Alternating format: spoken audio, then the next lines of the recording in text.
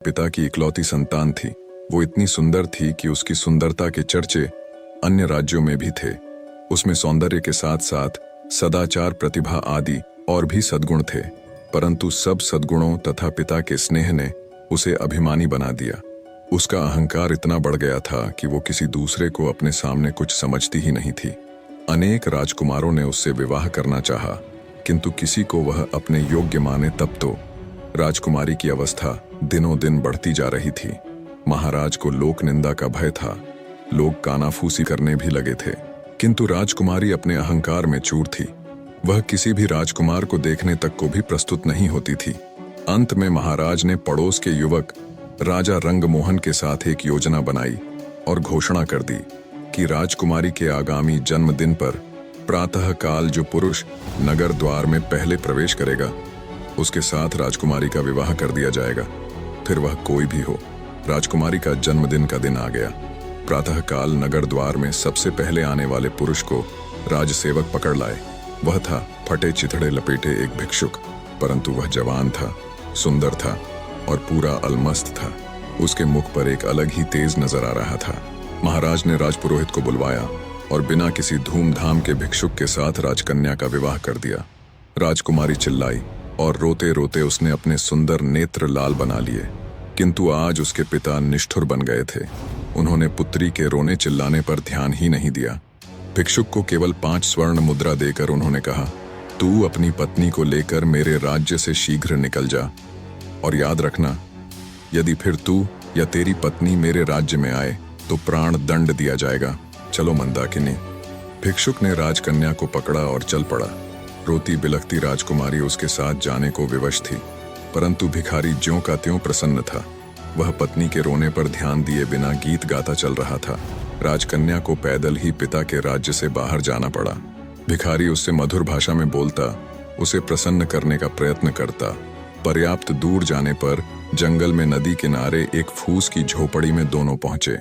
भिखारी ने कहा, अब यही तुम्हारा घर है। तुम्हें स्वयं अब जंगल के पत्ते और लकड़ियां लानी पड़ेगी।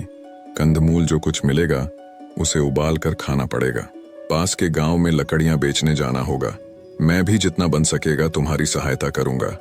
राजकन्या के लिए यह जीवन बहुत दुखद था, किंतु विवशता सब करा लेती है।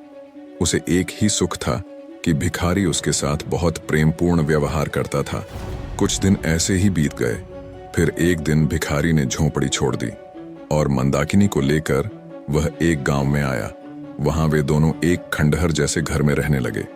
भिखारी कहीं से कुछ पैसे ले आया और उससे उसने मिट्टी के बर्तन खरीदे। पत्नी से कहा, इन बर्तनों को बाजार में ले जाकर बेच आओ। किसी समय जो राजकन्या थी, उसके लिए सिर पर बर्तन उठाकर बाजार में जाना बड़ा कठिन काम था, किंतु मरती क्या करती उसे जाना पड़ा। भिखारी ने उसे स्पष्ट कह दिया कि यदि उसकी आज्ञा का पालन न करना हो तो वह मंदाकिनी को छोड़कर चला जाएगा। बेचारी मंदाकिनी बर्तन सिर पर उठाकर बाजार गई। उसे बर्तन बेचना तो आता नहीं था, दूसरों से नम्र व्यवहार करना भी नहीं आता था। बाजार में बर्तन रखकर वह उनके पास खड़ी रही, क्योंकि जमीन पर बैठना उसे बहुत बुरा लग रहा था। उसे कुछ ही देर वहां खड़े हुए हुई थी कि एक घुड़सवार युवक बाजार में आया। उसने मंदाकिनी से बर्तनों के दाम पूछे। मंदाकिनी ने रूखे स्वर में दाम बताए तो घुड़सवार लौट पड़ा। मोड़ते समय उसका घोड़ा भड़क उठा। फलतः घोड़े के पैरों की ठोकर से सब बर्तन फूट गए। घुड़सवार बिना कोई ध्यान दिए वहां से चला गया। अब मंदाकिनी को काटो तो खून नहीं। बेचारी रोती हुई घर लौटी। भिखारी आते ही क्रोधित होगा, ये बात सोच सोच कर उसके प्राण सूखे जा रहे थे। भिखारी आया तो देखा, रो रो कर मंदाकिनी की आंखें सूज गई थीं। वह कुछ नहीं बोला, परंतु दूसरे दिन कहा, मंदाकिनी, तुम्हें कुछ नहीं आता। मिट्टी के सभी बर्तन टूट गए। अब हम दोनों का निर्वाह कैसे होगा? एक उपाय है, नगर में चलते हैं। सुना है राजा रंगमोहन बहुत दयालु है। उसकी पाकशाला में तुम्हें कोई नौकरी दिलवाने का प्रयत्न करूंगा। तुम्हें काम मिल जाए तो तुम्हारी ओर से निश्चिंत होकर मैं भी कहीं अच्छे पैसे वाला ढंग का काम ढूंढ लूंगा। कुछ धन एकत्र हो जाने पर कोई व्यापार कर लूंगा और तब तुम्हें भी अपने पास बुला लूंगा। राजा रंगमोहन का नाम सुनकर मंदाकिनी ने लंबी सांस ली। एक समय इस नरेश ने उससे विवाह करने का प्रस्ताव किया था। आज वह राजरानी होती, किंतु हाय रे ये घमंड। आज उसी राजभवन में वह दासी बनने जा रही है। जाने के अतिरिक्त कोई दूसरा रास्ता नहीं था।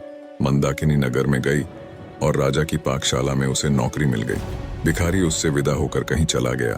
मंदाकिनी का गर्व नष्ट हो गया था, उसका स्वभाव बदल गया था। अब वह अत्यंत विनम्र, परिश्रमी और सावधान सेविका बन गई थी। रसोई घर की अध्यक्षा रंभा कुमारी उसके कार्य से अत्यंत संतुष्ट थी। बसंत पंचमी आई। राजा रंगमोहन का जन्मदिन था। सभी सेवकों को इस दिन नरेश अपने हाथ से पुरस्कृत करते थे। दूसरी सेविकाओं के साथ मंदाकिनी को भी राजसभा में जाना पड़ा। जब सब सेवक पुरस्कृत हो चुके और सब सेविकाएं भी पुरस्कार पा चुकी, तब उसे पुकारा गया। वह हाथ जोड़े, मस्तक झुकाए राज सिंहासन के सामने खड़ी हो गई। नरेश ने कहा, मंदाकिनी, मैं तुमसे प्रसन्न हूँ। तुम्हें तो मैं अपनी रानी बनाना चाहता हूँ। मंदाकिनी चौंक पड़ी। महाराज, आपको ऐसी अधर्मपूर्ण बात नहीं करनी चाहिए। मैं परस्त्री हूँ। क्या हुआ जो मेरा पति भिक्षुक है? मेरा तो वही सर्वस्व है। उसे छोड़कर मैं दूसरे किसी की सोच भी नहीं सकती। वही मेरा स्वामी है। आपकी मुझ पर बहुत कृपा है, तो इतना अनुग्रह करें कि मेरे पति का पता लगवा कर उसे बुला दें। मैं पाकशाला में सेवा करके प्रसन्न हूँ। महाराज रंगमोहन चले गए और थोड़ी देर में वह भिखारी राजमहल से निकला। मंदाकिनी उसे देखते ही दौड़कर उसके पैरों पर गिर पड़ी। भिखारी मुस्कुराया और बोला, मंदाकिनी, मुझे ध्यान से देखो तो तुम्हें मुझमें और रंगमोहन में कुछ सादृश्य नहीं मिलता। भेद खुल चुका था। भिखारी के वेश में उसको ग्रहण करने वाले स्वयं राजा रंगमोहन ही थे और वह थी उनकी महारानी। राजा ने कहा, मंदाकिनी, क्षमा करना, तुम्हारे अभिमान की मुझे कोई दूसरी औषधि मिली ही नहीं, इसलिए तुम्हारे पिता के साथ मिलकर मुझे ये रास्ता अपनाना पड़ा। निष्कर्ष, जीवन में अभिमान और घमंड का कोई स्थान नहीं है। कठिन परिस्थितियां हमारे अहंकार को मिटाने और हमें विनम्र बनाने के लिए आती हैं। जीवन की सच्ची समझ कठिनाइयों से ही मिलती है और सच्चे प्रेम और समर्पण के बिना जीवन में वास्तविक खुशी और संतोष संभव नहीं है। इसके साथ ही कहानी यह भी बताती है कि परिस्थितियां चाहे जितनी भी कठिन क्यों न हों, सच्चा प्रेम, सहनशीलता और विवेक ही जीवन को सही दिशा में आगे बढ़ाते हैं।